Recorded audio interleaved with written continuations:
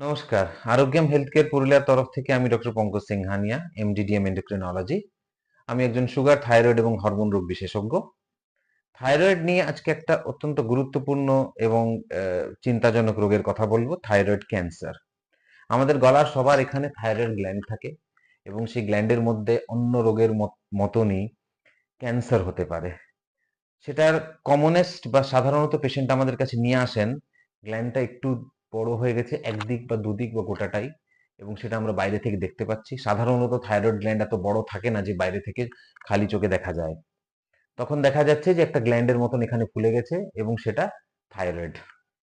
তাতে আমরা আল্ট্রাসাউন্ড, তাতে ছুঁচ দিয়ে মাংস বার করে টেস্ট, কিছু রক্ত পরীক্ষা ইত্যাদি করি এবং এটা জানার চেষ্টা করি যে 4-5টে প্রধান থাইরয়েড ক্যান্সার আছে: প্যাপিলারি, ফলিকুলার, মেডুলারি আর অ্যানাপ্লাস্টিক।